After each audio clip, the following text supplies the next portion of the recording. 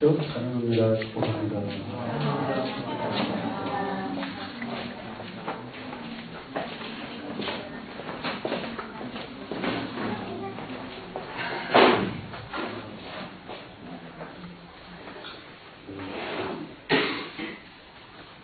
올해는 가수 중에 한 분은 최일이라는 분이 있습니다. 그분 노래 중에서 유명한 가수입니다. 거기에 보면 가사가 인생은 나그네길 어디서 인생은 나그네길이라고 표현은 맞는데 어디서 와서 어디서 가는지 모르겠습니다. 근데 인생은 나그네길 맞습니다. 근데 우리는 우리의 생명이 온 곳이 하나님으로부터 왔고 또 거기가 본향이기 때문에 우리는 또 하나님으로 돌아갈 수밖에 없습니다. 우리는 분명히 이 땅의 그 나그네 인생으로 왔습니다. 그렇기 때문에 우리는 언제든지 본향으로 돌아갈 준비를 하고 산다고 할 수 있습니다. 그래서 우리 신앙생활을 하는 데서 가장 근본적인 궁극적인 목적은 뭐냐면 하나님의 나라입니다. 그래서 우리가 하나님의 나라에 갈 것을 준비하고 이렇게 살아갑니다. 그렇기 때문에 우리가 신앙인으로서 가장 중요한 것은 하나님의 나라에 대한 소망을 항상 갖고 사는 것이 중요합니다. 하나님의 나라에 대한 소망으로 가득 차 있는 사람은 이 세상에 얽매이지 않습니다. 그렇기 때문에 항상 언제든지 주님 생명이기 때문에 주님께서 부르시면 언제든지 잘 준비를 하고 사는 것이 바로 하나님의 나라에 대한 소망을 갖고 사는 사람의 모습입니다. 그렇기 때문에 항상 주님 앞에서 이 하나님의 나라에 대한 소망을 가진 사람은 이 세상에 살 때에도 정말 더욱더 간절함으로 열심히 살아갑니다. 어떻게 보면 우리는 어떤 시한부적인 삶을 살고 있다고 할 수 있습니다. 우리가 어떤 분이 그런 말씀을 하시더라고요. 우리가 태어나면서부터 이제 죽음을 준비하면서 산다는 것입니다. 언제 하나님께서 부르실지 모르는 그러한 상황 속에서 하루하루를 살아가는 것들이 바로 우리의 모습입니다.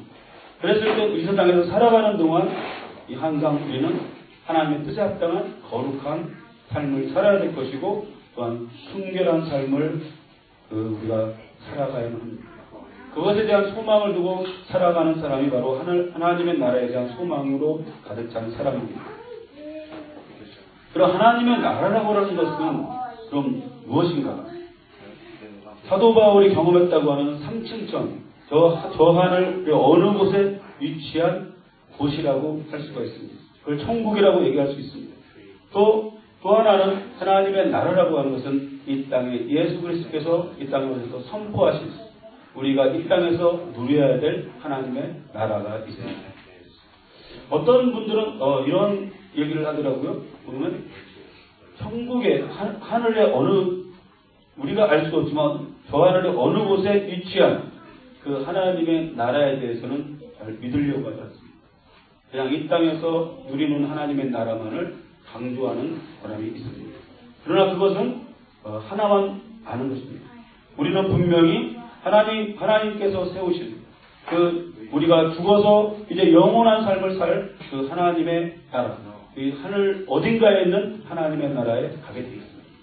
그리고 또한 우리는 이 땅에 살아가면서 하나님의 나라를 누리면서 우리는 살아갈 수 있는 그러한 사람입니다. 근데 예수님께서 직접 하늘에 있는 하나님의 나라에 대해서 언급을 하셨습니다. 요한복음 14장 3절 말씀에 보면 가서 너희를 위하여 처소를 예비하면 내가 다시 와서 너희를 내게로 영접하여 나 있는 곳에 너희도 있게 하리라 라고 말씀합니다. 여기서 처소라고 말씀합니다. 처소라고 하는 것은 천국, 하늘에 있는 어느 한 실제적인 장소를 지금 말씀해주고 있습니다. 우리가 그걸 처소를 주님이 가셔서 예비하시고 이제 주님이 이 땅에 재림으로 오실 때 거기서 너희도 있게 하겠다라고 지금 말씀을 해주고 있습니다.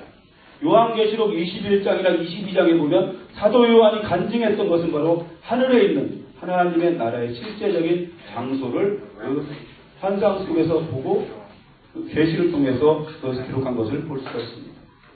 이것 또한 여러분이 잘 아시는 그 죽음을 맛보지 않고 휴거되었던 그 엘리야나 에녹, 또 예수님, 또한 예수님 그 부활하셔서 승천하신 모든 것들이 우주 안에 실존하는 하나님께서 준비하신 그런 장소가 거기 있다라고 하는 것입니다. 그렇기 때문에 우리는 그 나라에 가기 위한 한 천국의 소망을 가지고 살아야 될 줄 믿습니다. 하나님의 나라는 반드시 가야만 하는 나라입니다. 우리가 아무리 여기서 열심히 잘 살았다고 해도 끝에는 하나님 나라에 가지 못한다고 하면 이 세상에서 헛살은 것입니다. 우리가 여기서 신앙생활을 열심히 했다고 하는데 주님의 나라에 갔을 때 주님이 우리를 모른다고 하십니다. 우리는 이 하나님께서 예배하시는 나라에 들어갈 수가 없습니다. 이 땅에서 누리는 또한 하나님의 나라가 있습니다. 이 땅에서 누리는 하나님의 나라는 우리가 앞으로 가게 될 하늘, 여기 있는 어느 처소로 들어갈 수 있는 나라와 연관성이 있습니다. 이 땅에서 내가 하나님의 나라를 누리고 살게 되면 바로 우리가 그 나라에 들어갈 수 있는 자격을 얻게 된다는 것입니다. 이 땅에서 그래도 어떻게 사느냐에 따라서 바로 하늘에 있는 하늘의 천국이 우리에게 보장되어 있다고 하는 것입니다. 그러면서 우리가 이 땅에서 하나님의 나라의 백성으로서 우리가 하나님의 법칙에 맞게 거룩하고 순결한 삶을 살아가는 것이 중요합니다. 고린도전서 9장 27절 말씀에 보면 사도 바울이 이런 고백을 하고 있습니다. 내가 내 몸을 쳐 복종케 하면 내가 남에게 전파한 후에 자기가 도리어 버림이 될까 두려워합니다. 라고 말씀하고 있습니다. 지금 사도 바울이 내가 내 몸을 쳐 복종케 한다라고 말씀하고 있어요. 그 내 몸을 쳐 복종케 한다고 하는 것은 사도 바울 안에 갖고 있는 자아를 하나님의 뜻 앞에 다 굴복시키는 일을 하고 있다라고 하는 것입니다. 왜 그렇게 할 수밖에 없냐면 내가 다른 사람에게 복음을 전해서 다른 사람들은 구원을 얻게 해놓고 나는 이제 버림이 될까 두렵다고 지금 말씀을 해주고 있습니다. 그렇습니다. 사도 바울이 원하고 추구하는 것, 그 사도 바울이 진정으로 추구하는 것은 바로 하나님의 나라였습니다. 그가 아무리 이 땅에서 많은 일을 했고 많은 능력을 해냈고 많은 그 사람들을 구원했다고 할지라도 그가 하나님의 나라에 가지 못한다면, 그가 하나님의 백성으로서 하나님의 나라에 들어가는 자격을 얻지 못한다면 그것은 아무것도 아니다라고 말씀을 해주고 있습니다. 우리도 마찬가지입니다. 우리가 이 세상에 살아가면서 하나님의 자녀로 우리는 부르심을 받았습니다. 그렇다고 하면 우리가 하나님의 자녀로서 살아가야 될 그러한 권리와 특권이 있고 또한 우리가 그렇게 살아가야만 합니다. 바로 천국 백성으로서 우리는 살아가야만 하는 것입니다. 그것이 영원한 하나님의 나라를 사모하고 사는 그런 소망이 우리의 삶 가운데 그것이 전부가 되어야 될 줄 믿습니다. 하나님 나라의 백성으로 사는 기쁨은 어떤 기쁨이냐면 항상 내 삶 가운데서 내가 하나님의 뜻에 합당한 삶을 살고 있는지를 내 자신을 되돌아보고 두렵고 떨림으로 그것을 감당해 그 하나님의 뜻을 감당하며 살아야만 하는 것입니다. 그럴 때 하나님의 나라는 하나님의 뜻에 합당한 자들이 갈 수 있는 나라이기 때문에 그렇습니다. 아무리 이 세상에서 많은 능력을 행하고 많은 일을 행했다 할지라도 하나님의 뜻에 맞지 않고 자기의 뜻대로 행했다고 하면 그것은 하나님의 나라와는 거리가 먼 삶이 될 수밖에 없습니다. 주님은 공생의 기간 동안 많은 일들을 행하셨지만 특히 주님께서 강조하셨던 것은 하나님 나라의 복음을 전파하셨습니다. 하나님 나라가 어떤 것인지를 실제적인 그 예수님의 삶을 통해서 또한 나타내 보여주시기도 하셨습니다. 이 땅에서 하나님의 나라를 이루고 살기 위해서는 무엇이 필요하냐면 심령의 변화가 필요합니다. 그래서 이 땅에서 천국을 경험하는 그런 삶을 살기 위해서는 먼저 우리 심령 안에 천국이 임해야만 합니다. 그래서 내가 심령의 천국을 누릴 때 이 땅에서 우리가 하나님의 나라를 경험하며 살 수가 있습니다.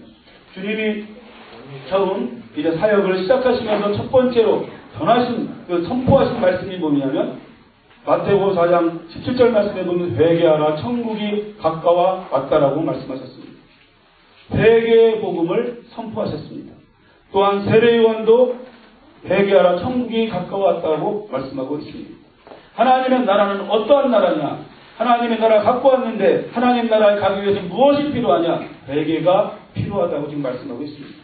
심령이 주님 앞에서 낮아지고 깨끗해지고 심령이 내 안에 있는 어떤 죄된 모습이 아니라 주님의 은혜 아래서 씻겨진 그러한 깨끗한 모습이 되어졌을 때 바로 우리가 천국 백성으로 살아갈 수 있다는 것입니다.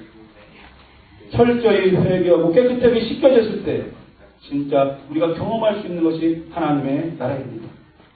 회개라고 하는 것은 굉장히 우리 신앙생활에 중요합니다. 회개라고 하는 것은 하나님이 함께하는 통로가 되기도 합니다. 그렇기 때문에 내가 삶 가운데 하나님이 나와 함께 하시는 그러한 은혜를 경험하기 위해서는 가장 먼저 전제가 되는 것이 바로 회개입니다.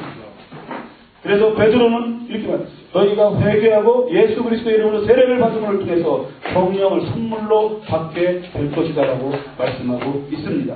그래서 바로 성령을 선물로 우리에게 주신 것은 무엇입니까? 성령님이 나와 함께 하시는 것은 하나님이 나와 동행한다고 하는 증거입니다. 그렇기 때문에 하나님과 동행하는 삶을 살기 위해서는 바로 이 회개가 있어야 됩니다. 회개할 때만이 진정으로 심령의 천국을 우리가 경험할 수가 있습니다. 예수님께서 회개하라 천국이 갖고 왔느니라 4장에 말씀하시면서 5장에 들어가면서 무엇을 말씀하고 있냐면 바로 심령의 복을 말씀하고 있습니다. 팔복을 말씀하고 있습니다. 그 산상수훈이라고 얘기를 합니다. 바로 이 땅에서 하나님 나라를 누리고 경험할 수 있기 위해서는 심령의 복이 우리에게 그들에게 임해야 된다고 하는 것을 예수님께서 가르쳐 주시고 있는 것을 볼 수가 있습니다. 거기 보면 심령이 가난한 자는 복이 있나니 천국이 저희 것이며 애통하는 자는 복이 있나니 저희가 위로를 받을 것이며 온유한 자는 복이 있나니 저희가 땅을 기업으로 받을 것이며 의에 줄이고 목마른 자는 복이 있나니 저희가 배부를 것이며 긍휼히 여기는 자는 복이 있나니 저희가 긍휼히 여김을 받을 것이며 마음이 청결한 자는 복이 있나니 저희가 하나님을 볼 것이며 화평케 하는 자는 복이 있나니 저희가 하나님의 아들이라 일컬음을 받을 것이며 의를 위하여 핍박을 받는 자는 복이 있나니 천국이 저희 것이니라. 나를 위하여 너희를 욕하고 핍박하고 거짓으로 너희를 거스려 모든 악한 말을 할 때는 너희에게 복이 있나니 기뻐하고 즐거워하라. 하늘에서 너희 상이 큽니다라고 말씀하고 있습니다. 바로 우리가 예수 그리스도 안에서 성령의 충만함 속에서 내가 심령이 정말 주님의 마음으로 바뀌어지게 되면 심령이 깨끗해지게 되면 우리가 이 천국의 복을 누릴 수 있습니다.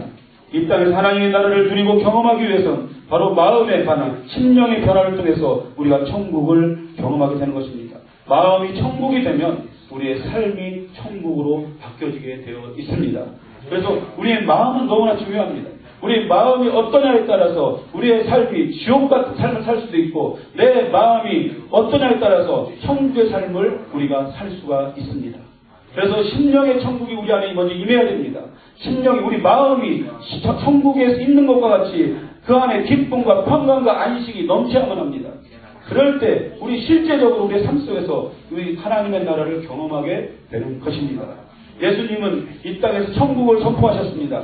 주님을 믿는 자가 누릴 하나님의 나라는 바로 심령이 천국 안에 심령의 천국을 누리고 갖고 있는 사람만이 진정으로 누릴 수 있는 나라라고 하는 것입니다. 우리가 이 마음이 변해야 됩니다. 그래서 이것은 킹덤 멘탈리티가 되어야 됩니다. 하나님 나라의 그런 정신을 갖고 있어야 됩니다. 그래서 하나님 나라의 삶을 살아갈 때 내가 어떻게 살아야 되는가 거기에 대해서 분명한 우리에게 삶의 목표와 분명한 삶의 자세가 우리에게 요구되는 것입니다. 우리가 잘 아시는 가나안 땅이라고 하시면 어디입니까? 하나님의 축복의 땅입니다. 하나님의 언약의 땅입니다. 거기서 이미 하나님께서 엄청난 그 축복을 이미 예비해 놓으신 땅입니다. 그러나 가나안 땅은 지리적으로만 가야 하는 땅이 아닙니다. 그 땅은 마음의 변화를 통해서 바로 회복되어야 되는 땅인 것입니다. 우리에게 주신 그것을 우리가 차지할 수 있는 것은 그 땅에 들어가서 가나안 땅에 들어가서 내가 그것을 누릴 수 있는 것은 먼저 내 마음속에 하나님의 나라가 임해야 되고 내 하나님과 동행하는 그런 삶이 있어야만이 그 땅을 실질적으로 들어갔을 때 그 땅에서 하나님의 축복을 누릴 수 있는 그 땅이 우리에게 주어지는 것입니다. 이 가나안 땅이라고 했을 때 이게 가나안 땅은 그냥 주어지는 것이 아닙니다. 거기에는 가나안 땅에는 이미 그 안에 살고 있는 그 토착민들이 있었습니다. 거민들이 있었습니다. 그래서 그들을 물리쳐야만이, 그들과 싸워서 이겨야만이 하나님께서 예비하신 그 땅을 차지할 수가 있는 것입니다.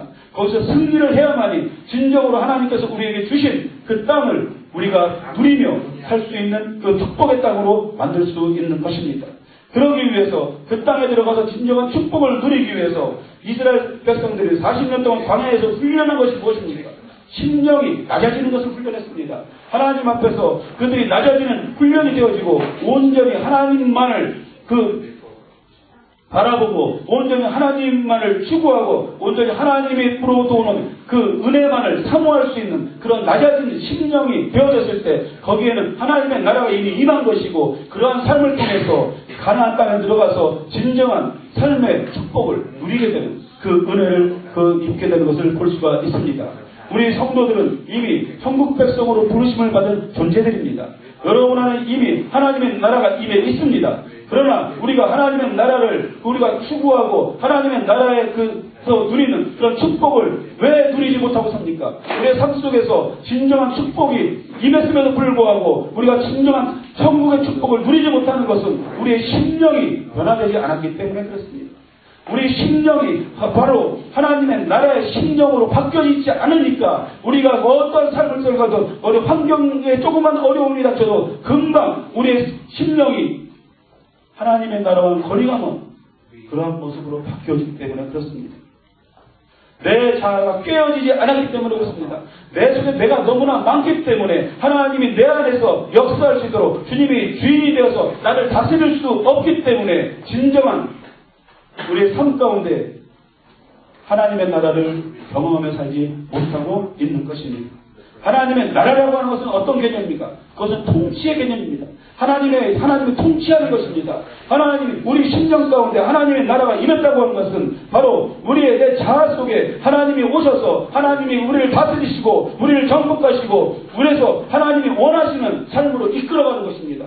그것을 누리는 것이 바로 하나님의 나라에서 백성들이 누리는 축복입니다. 그렇기 때문에 우리가 하나님의 나라에서 하나님의 백성으로 산다고 하는 것은 바로 하나님의 뜻에 순종하는 삶입니다. 하나님은 우리 백성들 다스릴 때 무엇으로 다스리십니까? 그것은 바로 하나님의 말씀으로 다스립니다. 말씀이 여러분의 마음 가운데 임해야 합니다. 히브리서 4장 12절 말씀해 보면 하나님의 말씀은 살았고 운동력이 있어 좌우의 날선 어떤 검보다도 예리하여 혼과 영과 및 관절과 골수를 찔러 쪼개기까지 하며 또 마음의 생각과 뜻을 감찰하신다고 말씀하고 있습니다. 하나님의 말씀은 살았고 운동력이 있다는 것. 하나님의 말씀이 여러분의 마음 가운데 임하게 되면 여러분에게 임하게 되면 여러분의 혼을 찔러 쪼갠다고 말씀하고 있습니다. 우리 영을 쪼갠다고 말씀하고 있습니다. 관절과 골수를 찔러 쪼개는 것입니다. 이제 어떤 분이 이런 말씀을 많이 하세요. 어떤 목사님이 설교를 잘하시면, 그 목사님은 말씀을 잘 쪼갠다라고 얘기해요. 말씀을 쪼개는 것이 중요한 것입니다. 말씀이 우리를 쪼개야 됩니다. 아멘. 있습니까? 말씀이 여러분을 쪼개야 됩니다. 오늘 말씀처럼 우리의 혼과 영과 관절과 골수를 찔러 쪼개야 된다는 거예요. 그래야만 우리가 변화가 나타나는 거예요. 바로 이 말씀은 그렇게 능력이 있음에도 불구하고 우리가 항상 말씀을 가까이 함에도 불구하고 왜 우리의 삶 가운데 변화가 나타나지 않습니까? 그것은 바로 내 심령이 변화가 되지 않았기 때문에 그래요. 내 마음과 생각과 뜻이 변화가 되지 않았기 때문에 하나님의 말씀이 임함에도 불구하고 우리의 삶이 바뀌지 않는 거예요. 하나님의 말씀이 임하면 변화가 나타나게 되어 있습니다. 하나님의 말씀은 능력입니다. 생각과 마음의 모든 내 자아를 깨우치고 하나님의 말씀이 역사함을 통해서 내 삶이 바뀌어지는 것입니다. 여러분, 이 말씀에 여러분이 반응하시길 주의 이름으로 축원합니다. 말씀이 여러분의 삶 가운데 개입하셔야 됩니다. 그래서 하나님의 말씀이 개입하게 되면 여러분의 삶이 하나님의 말씀이 이끌어가는 삶으로 바뀌어지게 되는 것입니다. 하나님의 말씀은 뭐냐? 감찰하신다라고 말씀합니다. 감찰하신다는 건 무엇입니까? 가까이에서 주의 깊게 본다라고 하는 것입니다. 그것은 무엇입니까? 바로 하나님의 말씀이 임하게 되면 하나님의 말씀을 통해서 우리의 중심을 볼 수 있게 돼요. 우리의 중심 가운데 무엇이 있는지, 내가 정말 주님을 사랑한다고 하지만 실질적으로 나의 삶 속에서 정말 얼마나 주님을 사랑하고 있는지 그것을 보게 된다는 거죠. 하나님의 말씀, 우리의 모든 것을 감찰하십니다. 하나님의 나라는 말씀이 움직이고 살아 움직이는 곳이 하나님의 나라입니다. 백성은 그 하나님의 말씀에 반응하고 순복하는 것이 백성입니다. 하나님의 나라를 경험하고 누리기 위해서 우리의 마음이 바뀌어져야 합니다. 주님을 만나기 전에 가졌던 옛 모습, 옛 사람을 벗어버려야만 하는 것입니다. 에베소서 4장 22절에서 24절 말씀에 보면 너희는 유혹의 욕심을 따라 썩어져가는 구습을 쫓는 옛 사람을 벗어버리고 오직 심령으로 새롭게 되어 하나님을 따라 의와 진리의 거룩함으로 지으심을 받은 새 사람을 입으라라고 말씀하고 있습니다. 또한 로마서 12장 2절 말씀에 보면 너희는 이 세대를 본받지 말고 오직 마음을 새롭게 함으로 변화를 받아 하나님의 선하시고 기뻐하시고 온전한 뜻이 무엇인지를 분별하라라고 말씀을 해주고 있습니다. 주님을 만나기 전에 가졌던 마음들 이제는 벗어버리고 새롭게 되어라고 말씀하고 있습니다. 여기 에베소서 4장 2절에서 22절에서 24절까지 말씀 오직 심령으로 새롭게 되어라고 말씀합니다. 그리고 또 마음을 새롭게 함으로 변화를 받으라고 말씀하고 있습니다. 그렇습니다. 우리가 하나님의 나라의 백성으로서 살기 위해서는 바로 마음을 새롭게 함이 필요합니다. 그래서 심령이 새롭게 되어진 것 필요합니다. 그래야만 완전히 우리가 바뀌어지는 것입니다. 우리가 예수 그리스도를 믿음으로 하면 우리는 새롭게 창조된 새로운 피조물인 것입니다. 새로운 피조물이라고 하는 것은 내가 새롭게 우리 육신이 새롭게 태어나는 것이 아니라 우리의 마음이 새롭게 되어지는 것입니다. 바로 예수 그리스도를 믿음으로 말미암아 마음이 바뀌어진 것입니다. 그 전에 내가 갖고 있던 내 옛 자아는 죽고 이제 예수님이 원하시고 기뻐하시는 삶으로 새 사람을 입은 것입니다. 그렇기 때문에 새 사람을 입었다고 하는 것은 마음이 새롭게 된 것이고 그래서 하나님의 뜻 안에서 사는 사람으로 바뀌어지게 된 것입니다. 우리가 옛 사람의 성품은 어떤 것들이 있습니까? 우리는 항상 불평을 합니다. 항상 낙태합니다.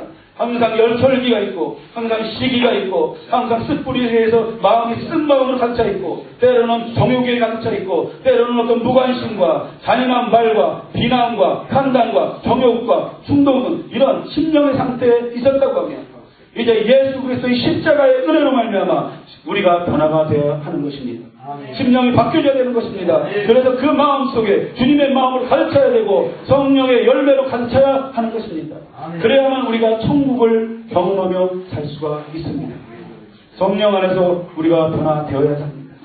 성령이 우리에게 임하시면 우리가 변화가 되어질 수밖에 없습니다. 성령은 거룩한 영이고 성령은 진리의 영입니다. 진리가 우리 안에 거하고 거룩함이 우리 안에 거하게 될 때 우리는 변화가 나타날 수밖에 없습니다. 주님은 내 자아 속에 들어와서 나를 다스리기를 원하십니다. 진정한 왕으로서 우리를 통치하기를 원하신다고 하는 것입니다. 그러나 내가 진정으로 주님을 받아들이지 않고 있기 때문에 내 마음이 정말 변화되지 않아서 주님을 왕으로 나를 모시고 있지 않기 때문에 주님은 나를 다스리지 못합니다. 여러분은 하나님의 거룩한 백성들입니다. 그렇다고 하면 백성이라고 하는 것은 왕이 존재해야 합니다. 왕이 다스려야 되는 것입니다. 만왕의 왕으로 오신 예수 그리스도께서 여러분을 다스리기를 원하십니다. 그래서 여러분이 문을 열고 주님을 받아들이면 여러분이 마음속에 주님을 받아들이면 주님이 들어오셔서 우리와 더불어 먹고 마시며 우리를 통치하게 되는 것입니다. 그래서 내 생각대로 내 의지대로 내 자아대로 사는 것이 아니라 주님이 원하시는 그러한 삶을 살아가게 된다고 하는 것입니다. 그렇게 살아가게 될 때 우리는 진정한 주님 안에서 누리는 평강과 은혜를 누리게 될 것입니다. 그것이 바로 이 땅에서 우리가 누리게 되는 하나님의 나라를 경험하게 되는 것입니다. 로마서 14장 17절 말씀에 보면 하나님의 나라는 먹는 것과 마시는 것이 아니요 성령 안에서 의와 평강과 희락이다라고 말씀하고 있습니다. 바로 사도 바울이 경험했던 바로 하나님의 나라를 지금 말씀하고 있습니다. 하나님의 나라는 먹고 마시는 어떤 육신의 정욕에 따라 얻어지는 것이 아니라고 하는 것입니다. 정말 하나님의 나라는 어떤 것이냐? 성령 안에서 의와 평강과 희락으로 가득 찰 것이라고 말씀하고 있습니다. 하나님의 나라는 심령 속에 주님으로 가득 채워지는 것입니다. 내 생각으로 가득 채워졌던 것들이 다 비워지고 온전히 주님으로 가득 채워질 때만이 우리가 하나님의 나라를 우리가 누리며 경험하며 살 수가 있습니다. 심령 안에서 하나님의 나라가 이루어지면 내 삶이 천국의 삶으로 바뀌어지게 될 줄 믿습니다. 주님이 이 땅에서 하나님의 나라를 선포하면서 주님께서 말씀하신 것이 무엇입니까? 주님께서 본을 보인 것이 무엇입니까? 그것은 사랑과 섬김이셨습니다. 하나님의 나라는 군림하는 것이 아니라 섬김이었습니다. 다른 사람에게 자기를 드러내는 교만이 아니라 하나님의 나라는 바로 주님이 보여주신 사랑이었습니다. 주님은 공생의 기간 동안 정말 가난하고 소외되고 정말 사랑이 필요한 것에 사랑을 실천하셨습니다. 결국은 더 사랑을 주시는데 자기 목숨까지도 주시는 사랑으로 화목제물이 되심을 통해서 자녀들을 삼으셨습니다. 주님은 철저한 섬김에 또한 본을 보이셨던 분이 주님이셨습니다. 마태복음 20장 28절 말씀에 보면 인자가 온 것은 섬김을 받으려 함이 아니요 도리어 섬기려 하고 자기의 목숨을 많은 사람의 대속물로 주려 함이라고 말씀하고 있습니다. 주님이 이 땅에 오신 목적은 섬김을 받으려는 것이 아니라고 말씀하고 있습니다. 섬김을 받는 것이 아니라 섬기려고 이 땅에 오셨다라고 말씀하고 있습니다. 하나님의 나라는 그렇습니다. 사랑과 섬김으로 가득 찬 나라가 하나님의 나라입니다. 사랑은 하나님께 속한 것입니다. 하나님의 나라는 사랑이 가득한 것입니다. 온전히 사랑만이 존재하는 것이 바로 하나님의 나라입니다. 사랑은 성령의 열매 중에 하나입니다. 성령의 충만함을 통해서 사랑이 나타나게 되어 있습니다. 사랑은 오래 참는 것입니다. 여러분, 우리가 참지 못하고 있다고 하면 내 안에 이미 하나님의 사랑이, 하나님의 나라가 거하지 않는 것입니다. 사랑은 또 모든 것을 믿는 것이라고 말씀합니다. 사랑은 모든 것을 소망하는 것이다라고 말씀하고 있습니다. 사랑은 모든 것을 견디고 끝까지 인내하는 것이다라고 말씀하고 있습니다. 사랑은 진리와 함께 기뻐하는 것이다라고 말씀하고 있습니다. 사랑하기보단 사랑받기를 좋아하는 성품은 옛 성품입니다. 새 사람은 어떤 사람이냐면 예수 그리스도의 십자가의 은혜로 새롭게 된 피조물은 이제 마음이 바뀌어져서 사랑받기보다는 사랑하는 사람이 바로 새로운 피조물입니다. 섬김을 받기보다는 먼저 섬기는 마음, 주님이 주시는 하나님 나라의 마음입니다. 사도 바울은 마음속에서 천국의 마음을 소유하고 하나님 나라를 경험하며 산 사람입니다. 그가 바울과 실라가 빌립보 감옥에 갔었을 때 그 찬송으로 옥문을 열었습니다. 어떻게 그게 가능합니까? 지금 옥에 갇혀서 지금 언제 죽을지도 모르는 그런 상황 속에 놓일 수밖에 없는 그런 불안한 상태입니다. 그러나 그 속에서 찬송이 흘러 퍼져나왔습니다. 찬송함을 통해서 바로 이 옥문이 열려지고 그래서 그 속에서 놀라운 하나님의 은혜를 체험하게 됐습니다. 내 속에 바로 천국이 있어야만 합니다. 내가 그 주님과 동행함을 통해서 누리는 기쁨과 은혜와 감격이 넘쳐날 때 그것은 어떤 상황과 처지에다가 나에게 닥쳐온다고 할지라도 그것이 나의 기쁨과 은혜를 사로잡을 수가 없습니다. 이미 바울과 실라에게는 그 심령 안에 천국이 임해 있었습니다. 그렇기 때문에 어떠한 처지가 놓인다고 할지라도 그는 그 안에서 찬송할 수 있는 그런 사람이었습니다. 바로 그 안에 예수 그리스도의 생명이 있었던 것입니다. 그래서 예수 그리스도의 생명은 바로 성령의 열매를 통해서 더욱더 구체화되는데 사랑과 희락과 화평과 오래 참음과 자비와 양성과 온유와 절제와 충성이라고 하는 성령의 열매들이 그 안에 있었기 때문에 그는 항상 어디에 있든지 기뻐할 수가 있었습니다. 바울은 비록 옥에 갇혀 있었지만 결코 묶임 결박된 심령의 상태가 아니었습니다. 바울은 마음속에 이미 천국을 이루어 놓았기 때문에 어떠한 상황과 처지에서도 그가 기뻐하며 즐거워할 수가 있었습니다.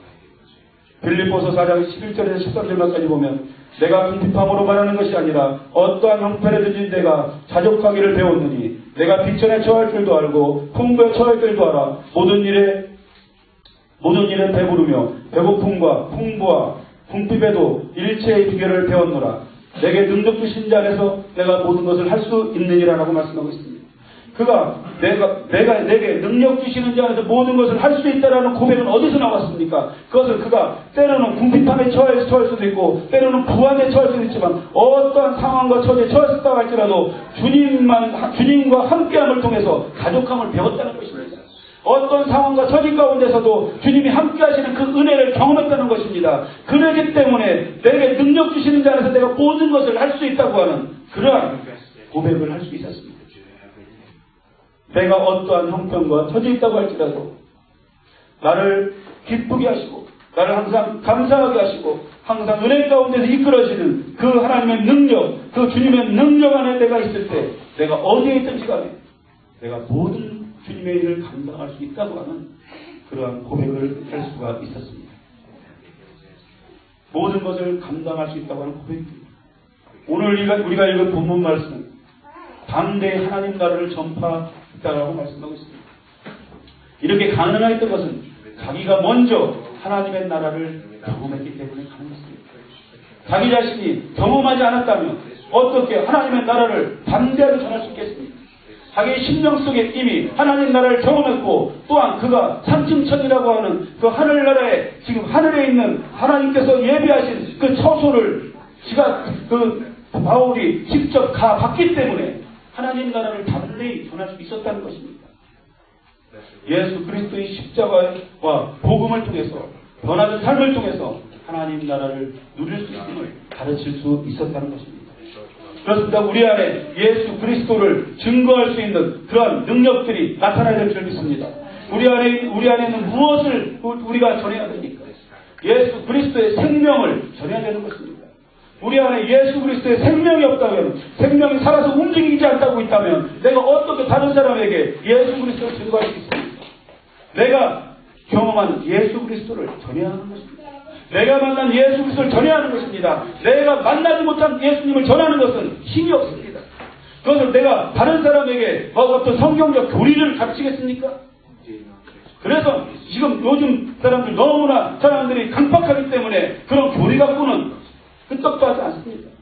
그들에게 진정으로 내가 가르쳐줄 것은 무엇입니까?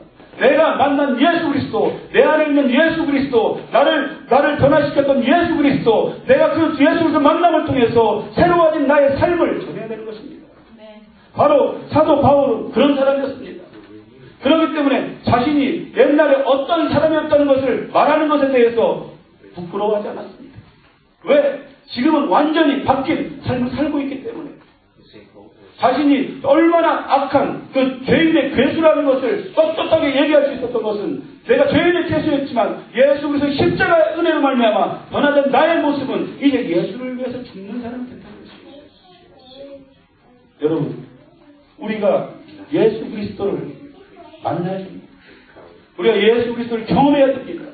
예수 그리스도를 만나지 않고 예수 그리스도를 경험하지 않으면 내가 어떻게 예수 그리스도를 증거할 수 있습니까?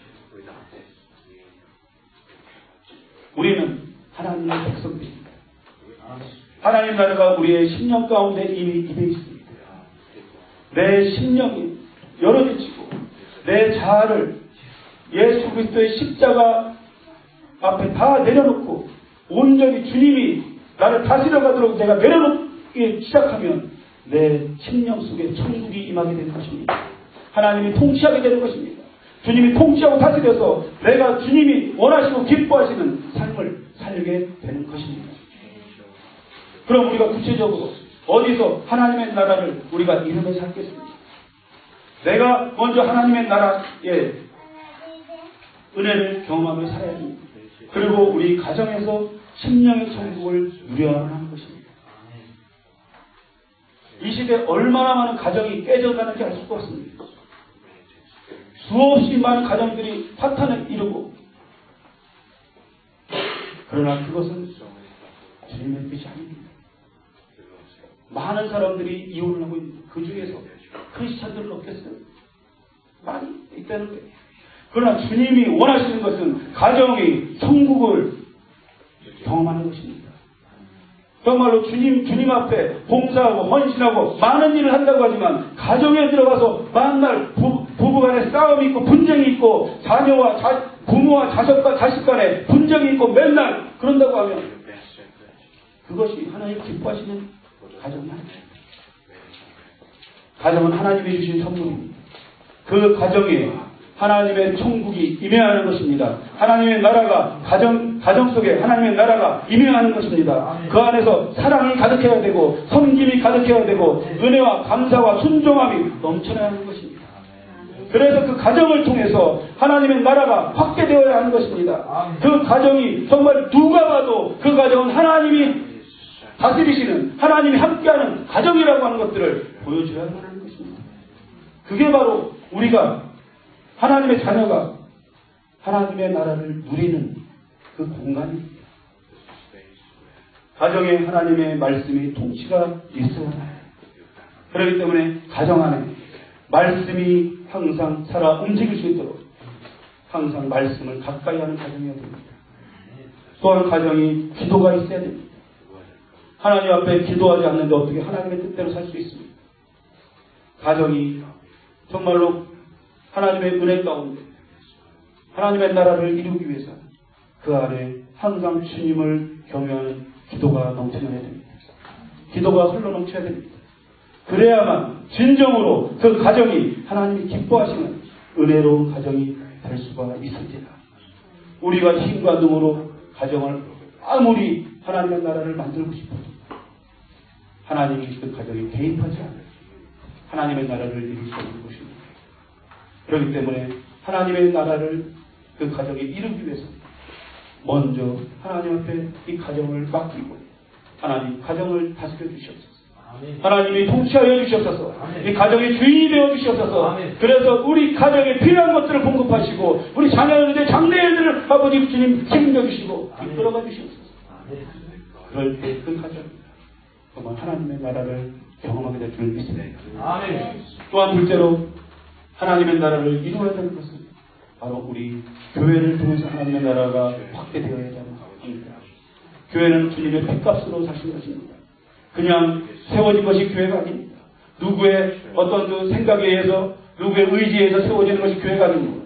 교회는 바로 주님의 핏값으로 세워진 것입니다. 그렇기 때문에 교회는 소망이 있습니다. 이 시대에 많은 사람들은 교회에 소망이 없다라고 얘기를 합니다. 교회가 너무나도 부패했다고 얘기를 합니다. 그러나 교회는 소망이 있습니다.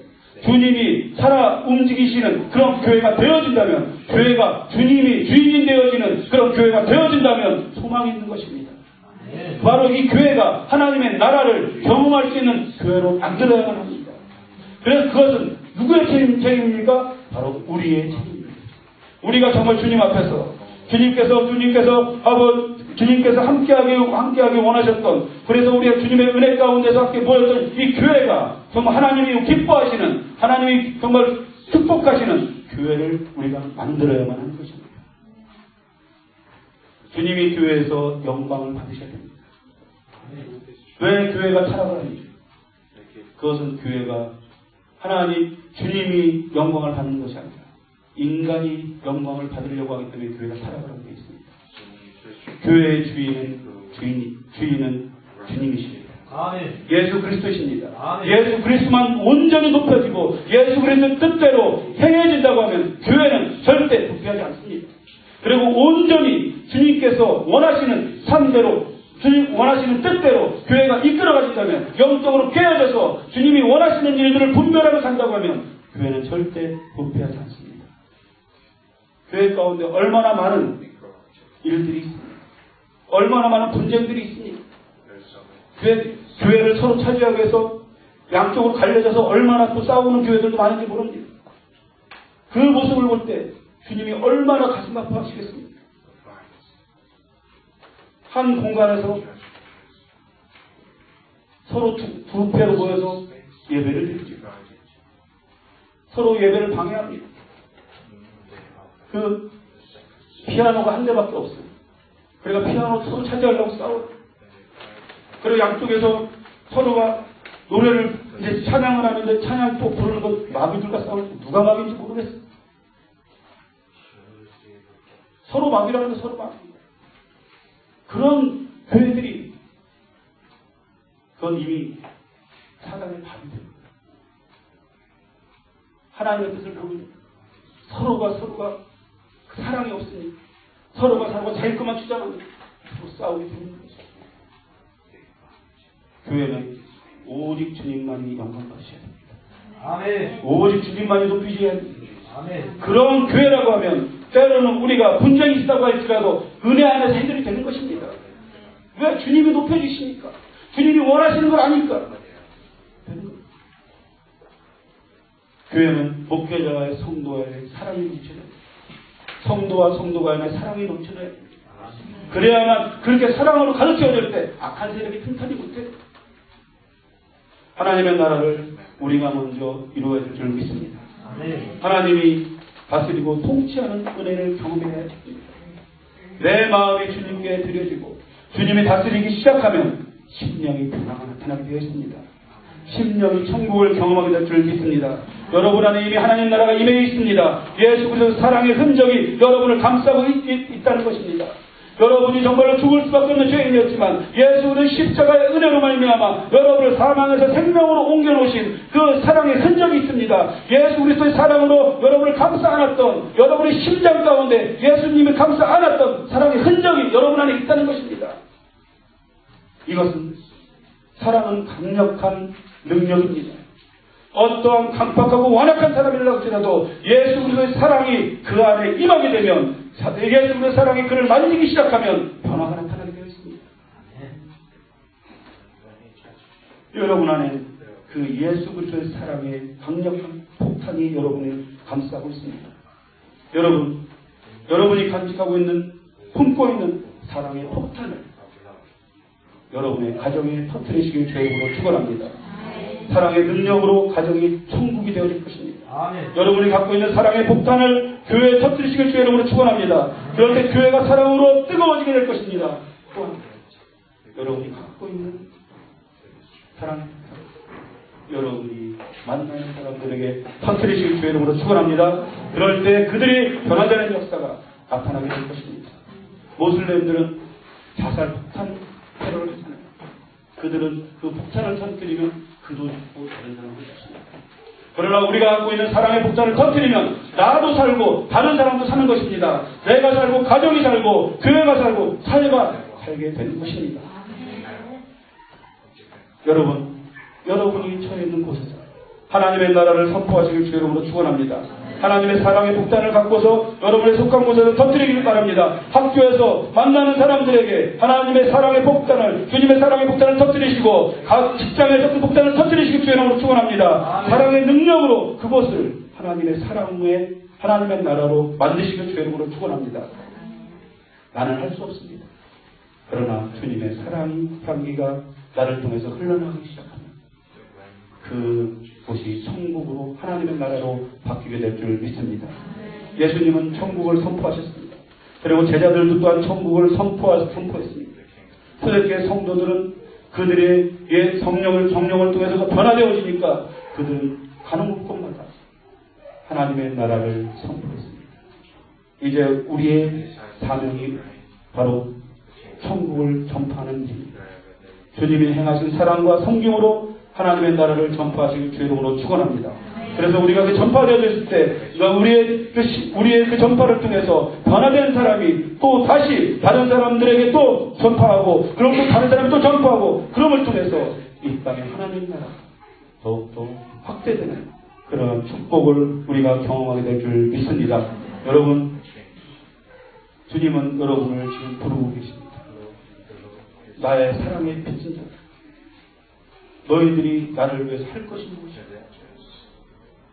너희들이 나를 위해서 수고할 것이 무엇이냐를 부르고 있습니다. 여러분이 해야 될 것이 무엇입니까? 이 땅에 우리가 먼저 우리의 심령 가운데 하나님의 나라를 경험하고 내가 하나님 나라를 경험한 것들을 다른 사람들에게 드러남을 통해서 하나님 나라를 선포하는 그 일을 통해서 이 땅에 하나님 나라의 축복이 여러분뿐만 아니라 여러분을 만나는 모든 사람에게 임하게 될 줄 믿습니다. 우리 말씀을 생각하면서 우리 함께 기도하기만 합니다. 함께 기도할 때 주님, 우리가 하나님 나라의 전파자가 되기만 합니다. 하나님 나라의 메신저가 되기만 합니다. 그러기 위해서 먼저 우리 심령이 천국을 경험하기로 합니다. 하나님의 나라를 경험하기로 합니다. 그래야만 내가 다른 사람에게 하나님의 나라를 소개할 수 있고 하나님의 나라를 전파할 수 있습니다. 내가 먼저 하나님의 나라를 소유하게 하여 주십시오.